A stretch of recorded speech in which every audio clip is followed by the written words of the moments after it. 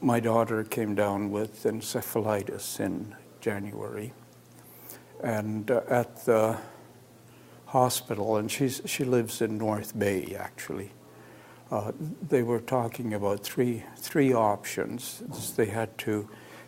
The medication had to be given intravenously, and they could keep her in hospital for 2 weeks and inject her there through the intravenous, which is very expensive, and I guess they didn't consider that.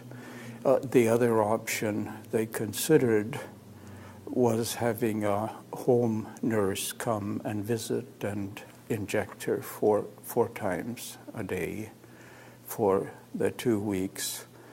And the third option, which was clearly the low-cost option, was to install a PICC line and a pump, and that's a line that went from her wrist right up to the vein next to her heart.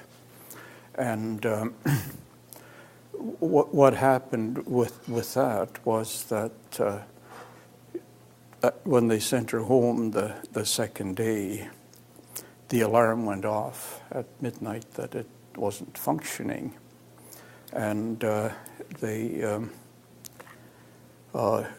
nurse came and they took her back to the hospital, and they found that the line had gelled. So they figured that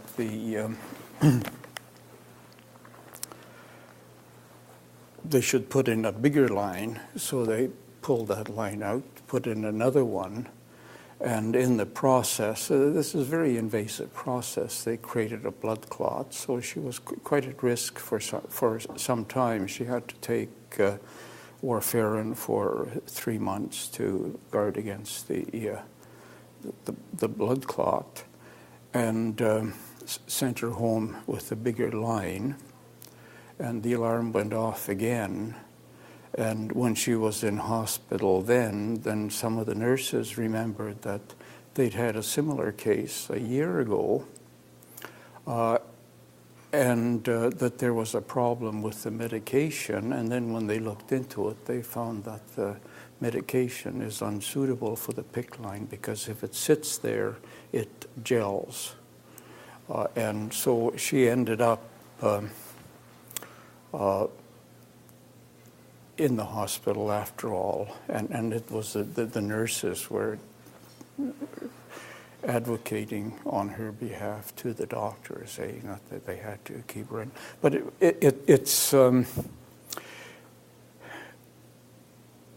it shows appreciate from what the minister said that the cost, and I know what the hospital stay cost. I was in myself with a broken rib, and the rates, if you're not covered there, and this must be what it costs, it's $1,500 to $2,200. But the pump and the line is obviously the cheapest option, but it's very invasive. And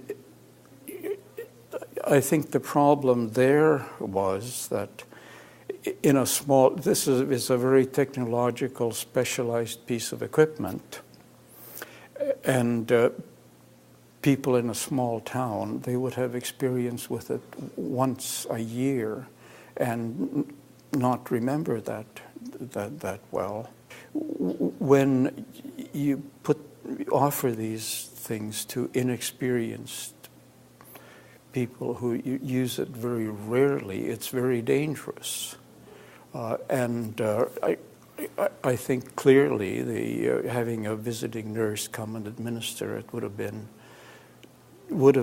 in the long run the cost effective and the less invasive and dangerous and damaging thing to do.